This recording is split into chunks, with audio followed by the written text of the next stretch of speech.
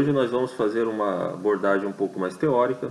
Eu vou tratar da influência da obra do pensamento de Karl Marx e de Engels, a partir principalmente deste livro, Principais Correntes do Marxismo, do Kolakowski. Além de outras leituras aí da imprensa internacional, para ter aí uma ideia do debate hoje em torno do marxismo. Passados quase 170 anos da publicação de um Manifesto Comunista, 100 anos da Revolução Russa, 50 anos da morte de Che Guevara e 25 anos da derrocada da União Soviética, acredito que é importante fazer aí um balanço, mesmo que sintético, da contemporaneidade das ideias conceituais e políticas dos fundadores do movimento comunista internacional. Essas ideias tinham originalmente como premissa a análise da luta de classes entre a burguesia e o proletariado, cujo fim levaria à abolição da propriedade privada. Então, o fim seria o comunismo, um estado social de bem-estar, de felicidade, etc. Do mesmo modo, é preciso se perguntar o que destes ideais ainda permanece como guia e estrutura para os movimentos sociais, políticos e culturais e também para a compreensão histórica e conjuntural do Brasil. Kolakowski, ele vai se referir a Marx não como um escritor acadêmico, mas um humanista, no sentido renascentista do termo. Sua mente estava preocupada, aqui eu estou lendo a citação de Kolakowski, sua mente estava preocupada com todos os assuntos humanos e sua visão da libertação social abarcava, como um todo interdependente, os principais problemas que a humanidade se deparava. Porém, tem se tornado comum dividir o marxismo em 3 campos de especulação. Então, filosofia antropológica, doutrina socialista e análise econômica, que apontam para suas 3 fontes correspondentes: a dialética alemã, o pensamento socialista francês e a política econômica britânica. Em outras palavras, Marx e Engels procuravam criar categorias que pudessem abarcar toda a experiência filosófica e econômica humana até a época em que escreveram os seus livros, e os traços fundamentais do desenvolvimento político das sociedades ocidentais, que para eles rumariam no sentido da revolução socializante. Assim, o que eu busco neste pequeno trabalho é imaginar de forma inicial a atualidade desse corpo teórico conceitual e de seus objetivos políticos, principalmente no Brasil. Então, nós temos aí claramente uma narrativa, certo? No marxismo, uma narrativa que parte da análise conjuntural da situação política, social e econômica. Desta análise levará para uma sociedade comunista. Então, certamente, o marxismo foi, no século XX, a perspectiva intelectual e política mais influente do mundo. A partir de suas ideias, foram governados cerca de metade da população e da extensão do planeta, e concebidas várias revoluções políticas, culturais e movimentos de libertação nacional. No século XXI, partidos com inspiração marxista governaram grande parte dos países da América Latina. E nas últimas eleições norte-americanas, de 2016, um candidato com clara orientação socializante quase ganhou as eleições primárias do Partido Democrata. Não que Obama e a Hillary também não sejam, certo? Atraindo para o anti-americanismo uma parcela significativa de jovens norte-americanos. Conforme a revista inglesa The Economist, na atualidade encontram-se abordagens marxistas em algumas das obras mais instigantes de história e sociologia publicadas recentemente. O trabalho de Marx, incluindo o Manifesto Comunista, escrito com Friedrich Engels em 1848, pode ter impactado mais o mundo moderno do que muitos supõem. Das 10 demandas principais do manifesto, talvez, em muitos dos países ricos, seja possível encontrar ao menos 4 delas educação gratuita para todas as crianças em escolas públicas e um imposto de renda gradual e progressivo. Bem, do mesmo modo, acredito, é inegável a presença das ideias de Marx e Engels no meio universitário, na cultura e na educação básica do Brasil, principalmente aí através da obra de Gramsci e do patrono da educação nacional, Paulo Freire. Este último, Paulo Freire, advogava, como principal objetivo da escola a formação da consciência dos oprimidos, tendo em vista a transformação revolucionária da realidade social brasileira. Então, eram objetivos bem marxistas, certo? Que continuam presentes predominantemente na educação brasileira. Então, de forma ampla, o marxismo legou para o Ocidente a perspectiva da revolução permanente de seus padrões culturais, sociais e políticos. Então, todos os padrões culturais, sociais e políticos ocidentais, eles estão em permanente revolução. Então, o marxismo também foi capaz de produzir um conjunto de pensadores e teorias críticas às tradições judaico-cristãs. Mesmo que tais pensadores, entre tais pensadores, nem todos assumam sua terminologia clássica. Por exemplo, eu poderia citar Michel Foucault, que, embora não utilize, até critique a terminologia clássica marxista, toda a sua obra tem uma perspectiva revolucionária de transformação da sociedade ocidental. Acredito que só seria possível avaliar a influência contemporânea das ideias revolucionárias de Marx e Engels no Brasil através da observação, de um lado, da atividade acadêmica para a formação de novas gerações de apoiadores e de militantes. Então você tem um lado aí, a formação das pessoas que irão reproduzir as ideias revolucionárias. Então, e de outro, nós temos todos os objetivos dos vários movimentos políticos, culturais e sociais atuantes no país. Então você teria que fazer aí uma pesquisa bastante detalhada e ver essa influência do marxismo na formação acadêmica e também na formatação dos movimentos sociais existentes hoje. Porém, antes de realizar qualquer coleta de dados, aí, que seria muito ampla essa coleta, seria preciso ter em mente que, enquanto filosofia da praxis, o marxismo é constantemente reelaborado em função dos objetivos revolucionários dos movimentos atuantes no social. Então, o marxismo, a teoria marxista, ela é constantemente modificada, tendo em vista aquilo que se busca modificar na realidade. Assim, seria necessário conceber o marxismo muito mais como um espírito revolucionário, que pode assumir várias formatações epistemológicas e conceituais, do que com a sobrevivência de seus conceitos clássicos. Então, o marxismo não está restrito aos seus conceitos clássicos, tal como foram cunhados por Marx e Engels. É isto que eu estou tentando desenvolver aqui. Dessa forma, eu tenho a hipótese de que é errôneo pensar que o marxismo esteja decadente. Então, se a gente podemos pensar assim, como essa terminologia clássica ela não é tão comum, embora se encontra largamente na realidade brasileira, mas ela não é tão comum, tão predominante, tão hegemônica. Então, a gente pode pensar que o marxismo esteja de alguma forma decadente.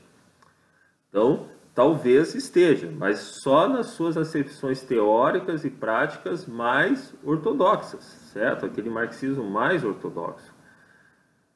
Mas não na fomentação do espírito revolucionário. Aí o marxismo é bastante atuante. Então, nós temos que ter essa visão, certo? De que, se de um lado, esse marxismo, uma organização marxista mais ortodoxa, sejam decadentes ou sejam muito pequenas, o espírito revolucionário ele é muito presente na realidade social brasileira. Então, é isso que a gente precisaria investigar.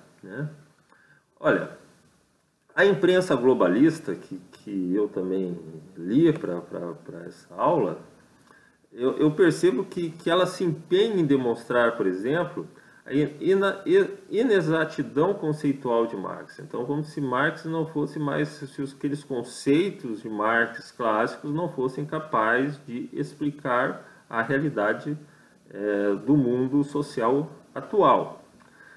Mas essa mesma imprensa, ela faz vista grossas para a sobrevivência de sua capacidade transformadora, desse espírito revolucionário. Então, tal como aqui eu vou citar uma resenha do The Economist, de um livro de Stedman Jones, sobre o legado intelectual de Marx, que não tem uma tradução ainda em português. Stedman Jones é até mesmo crítico de partes do Capital. Em uma passagem, Marx está empenhado em resolver um problema. Nele, espera-se que modificações nos níveis de oferta e de demanda expliquem o porquê do preço de uma commodity subir ou descer. Porém, Marx não consegue explicar o motivo pelo qual o preço de equilíbrio de uma commodity ter um valor determinado. Por exemplo, por que o preço dos morangos é maior do que o das maçãs? Para resolver o problema, Marx apoia-se na teoria do valor-trabalho. Ele tentou provar que o preço de uma commodity era determinado pela quantidade de tempo de trabalho requerido, o que demonstrava que os trabalhadores eram explorados.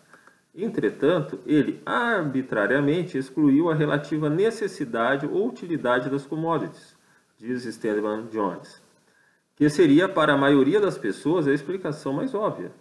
O autor incorpora o sentimento de muitos estudantes de Marx.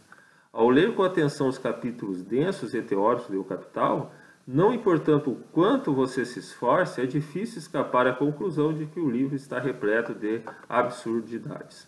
Então, para essa imprensa globalista, as categorias, aqueles conceitos tradicionais mais ortodoxos do marxismo, eles não conseguem mais explicar a realidade social atual.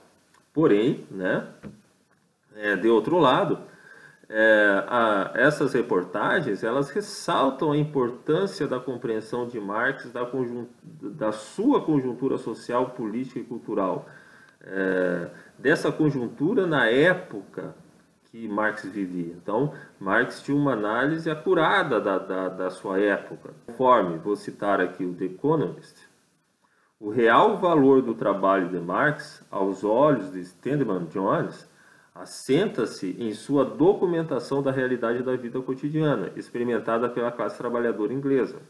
Marx sintetizou uma extraordinária riqueza estatística, relatórios oficiais e fragmentos de reportagens de imprensa, para mostrar o quão difícil era a vida de muitas pessoas que moravam no mais avançado país industrial do mundo. Então, no marxismo, os objetivos políticos, primeiramente os objetivos políticos, as formulações teóricas e as análises de conjuntura interpenetram-se. Então, você para afirmar que tal pensador ele tem ele está dentro de um tronco marxista, nós temos que ver os objetivos políticos dele e analisá-lo naquilo que ele procura revolucionar na realidade social, as suas formulações teóricas e suas análises de conjuntura. Tudo isso está interpenetrado. É preciso entender o marxismo como uma filosofia da praxis, em que suas formulações conceituais estão intimamente relacionadas com o avanço do espírito revolucionário e em constante reelaboração. Dessa forma, como observou Kolakowski, o marxismo não fornece nenhum método específico de resolver questões que não foram colocadas diretamente por Marx ou que não existiam em seu tempo. Então, isso é bastante claro. Então, aquelas categorias que Marx estava trabalhando, com que ele confeccionou, aquelas categorias lhe serviam para analisar a sua época e propor uma atuação política para a sua época. Então, demais marxistas ao longo do tempo têm que sempre refazer esse trabalho. Então, do mesmo modo, em outra passagem de Kolakowski, ele vai afirmar que, então vamos citar aqui Kolakowski, podemos ter a certeza de antemão que nem os movimentos políticos ou religiosos são uma expressão perfeita da essência do movimento tal como foi formulado nos seus escritos sagrados. Do outro lado, esses escritos não são meramente passivos, mas exercem uma influência própria no curso do movimento. O que normalmente ocorre é que as forças sociais que se tornam representativas de uma dada ideologia são mais fortes do que aquela ideologia, mas são, de certo modo, dependentes de sua própria tradição. Então, há uma tradição aqui marxista atuando. Claro que os textos de Marx ainda podem ser uma referência, mas é essa tradição revolucionária. São estes, a tradição revolucionária está assentada na conjuntura, naquilo que está acontecendo hoje, e o que hoje pode ser revolucionado. Então, observamos uma tradição marxista assentada no espírito revolucionário, na análise de conjuntura e na reelaboração teórica. Então, insistindo nesses 3 pontos aí, certo?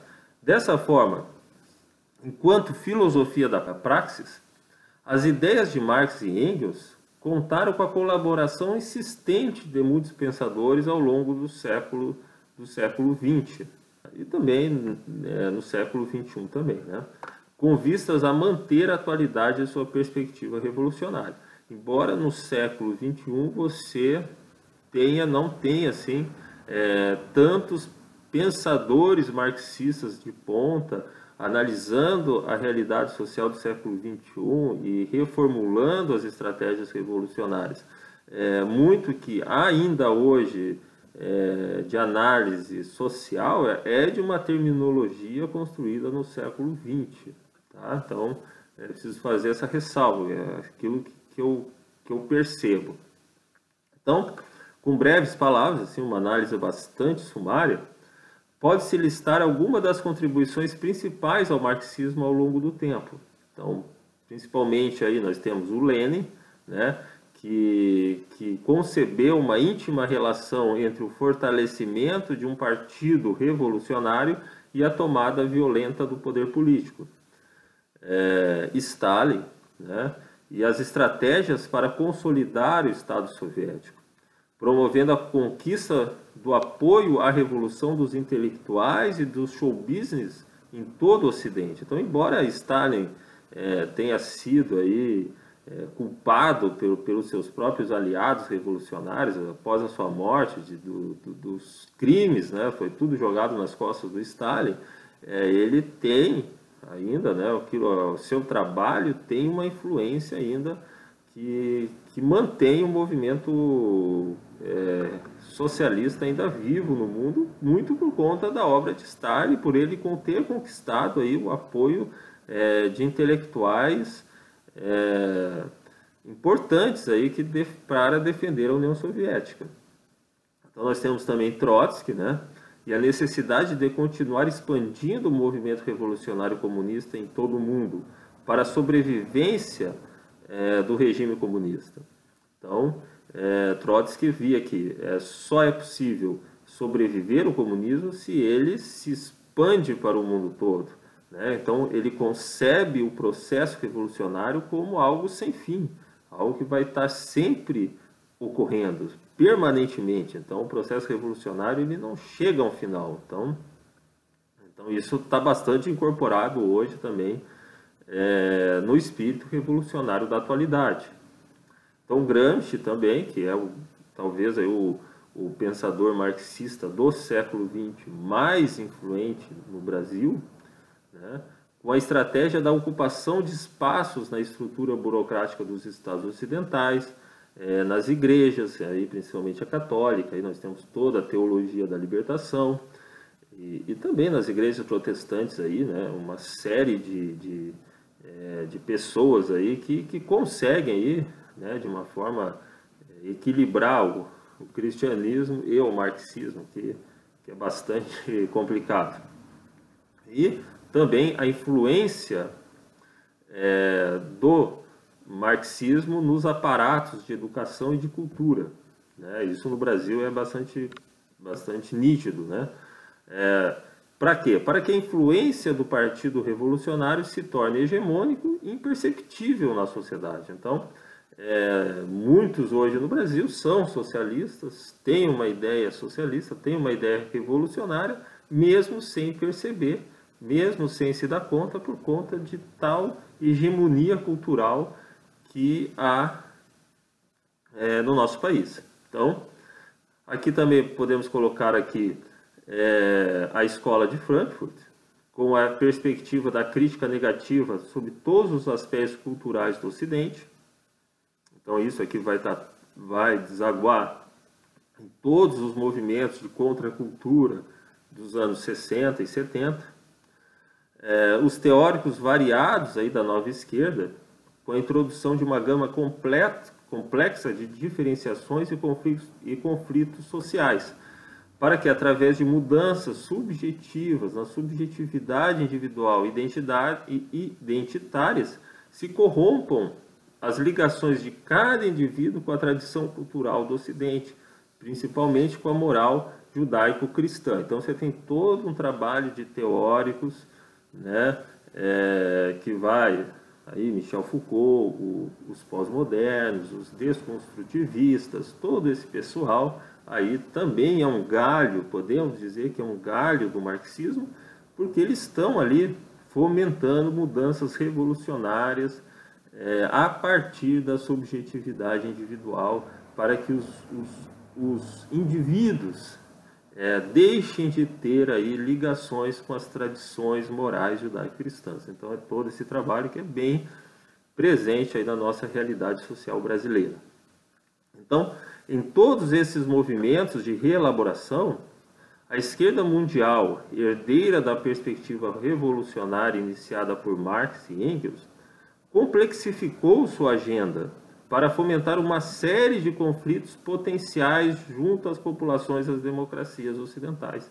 Então, hoje você não tem mais um conflito apenas de classe, né? Você tem uma série de conflitos, né? Até conflitos subjetivos. Então, essa diversificação de conflitos tem por premissa a crítica negativa da cultura e a exaltação da subjetividade. Então, são essas premissas aí, né? Fazendo com que o espírito revolucionário mantenha sua força política, mesmo após o completo fracasso da estatização soviética e da descoberta de seus inúmeros crimes. Então, você tem modos e modos de tentar aí cobrir esses crimes, né? Chamar o socialismo de democrático, né?